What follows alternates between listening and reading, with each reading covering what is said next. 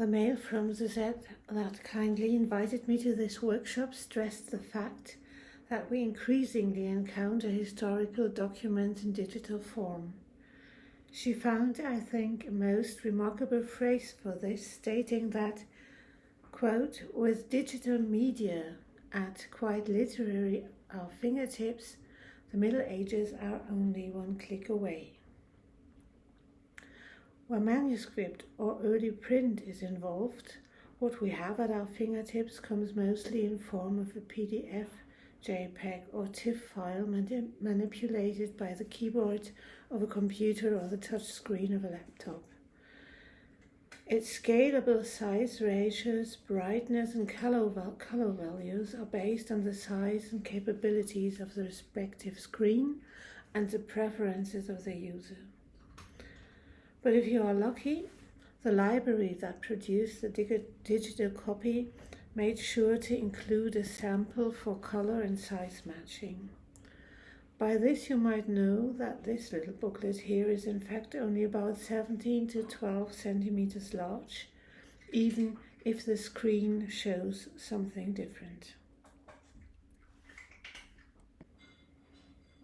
Our disciplines shape their objects and the way we look at them, not only regarding their historic gestalt, but as well alongside the media they use themselves.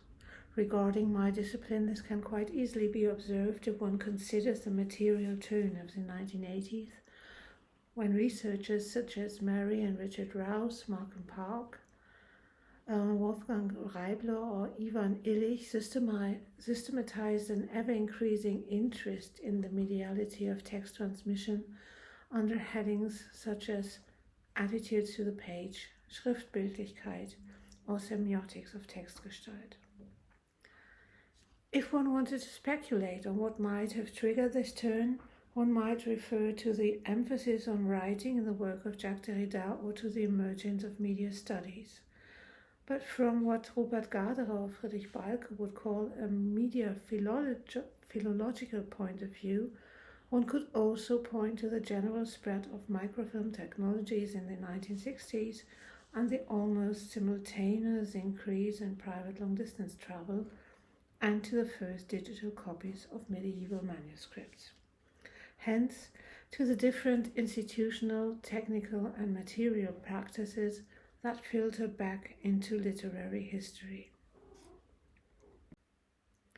Michelle R. Warren reconstructed them in her book on a manuscript currently kept at Parker Library. However, following the material turn, the gaze of literary scholars turns towards writing and translating Luhmann to the distinction between oral and written communication as the replacement of round bodies of sound by flat pages. Sibylle Kremer, among others, bundled this essential difference under a broad, integrative concept of Schriftbildlichkeit, picturality of scripture. The understanding of text that followed such reflections turned back to the idea of textura and hence thought of a fabric spreading over the page. Since then, we are trying to describe how text is shaped not only by the words it spells out, but also by the mise en page and its materiality. But this attention towards the surface of the page and the metaphor of fabric that adheres so well to a two-dimensional screen again shapes our object of research in a certain way. Accordingly, research in textual studies focused for a long time mainly on the page, at best on the double page, as two-dimensional space. But books are three-dimensional objects whose facture can indeed only be revealed by using our fingertips. Their affordances ask for repeating the gesture of turning the page.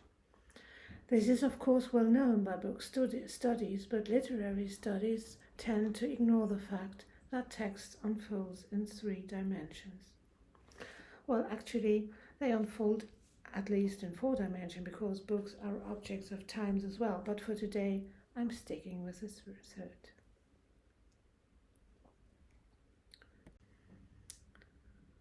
I would like to illustrate my thought with an example from 16th century Nürnberg. It is Sebald Beheim's Rossbüchlein, printed in 1528. The quarto-sized booklet, which is only 19 sheets thick, aims at teaching a measure or proportion of horses and wants to be useful to artisans, painters, and goldsmiths. It justifies its intention with the explanation that painting is currently despised because it's done so carelessly and without a proper geometric basis, and hence is regarded badly by those who have an understanding. To dispel such hatred and to rouse once more the love of painting, one must again turn to, quote, the right foundation or ground, Grund, of such lost art, in short, to constructive geometry. Broadly speaking, the book gives guidance on how to construct the proportion of horses in different postures using a square grid and compasses. From the perspective of art history, the combination of the medieval workshop method and the animated, effective depiction of horses has been discussed, and in connection to this, the relationship to Dürer and Leonardo has been explored. However, if we look at the booklet from the perspective of literary studies and how the text is formed by the book, the first thing that strikes us is how strongly the grid itself determines the gestalt of the book and the mediation process. The main part of the booklet comprises 31 pages. They hold 16 woodcuts, diagrams that cover nearly the whole page. Of these 31 pages, 9 pages of text and 4 woodcuts are allotted to the construction of the grid alone. Hence, the grid is a main topic of nearly a third of the book. But there is another aspect of this book that I'd like to address. If one has the book at fingertip in one way or another, one might notice how the text recedes the further you turn the pages, until finally it seems to be reduced to a mere headline for the pictures. Thus, if we want to characterize the way the book narrates and stages its knowledge on how to draw a horse, it will not be enough to describe text types as descriptions or instructions, or to scrutinize the diagrams and images and the way they are related on the double page. But we need as well to describe the way these elements abate and emerge when turning the pages. We need to understand the booklet as a process in which explaining increasingly becomes showing. In this process, the, quote, shortening of speech, Kürzen der Rede, is not due to carelessness, but is underlined by the text itself as a programmatic approach to mediate knowledge. Quote, wie ich vorgesagt habe, dass ich die Rede kürzen will, tue ich ihm mal so, du es hi, sie ist aufgerissen und jenseits ausgemacht. Since I said earlier that I wanted to be brief, you see the horse sketched here and find it hatched out over there. The here and there of the short text is matched by a mise-en-page that juxtaposes the diagrammatic sketch and the complete picture. Obviously, the narration of technique relies on the strategic planning of the print that takes in account the double page, which can be quite easily be represented digitally. But a similar strategic planning characterizes the book as a whole. The 16 woodcuts in the booklet are combined with paratext that name what can be seen here and instructions that explain individual step in the process of constructing. On the double page, text and image are always placed opposite each other in such a way that they relate directly.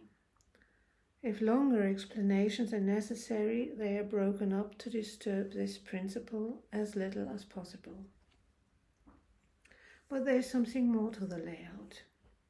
In the first half of the book, where the grid and the first steps in horse constructing are explained, Text and image are arranged in such a way that the woodcuts are always to be found on the left side.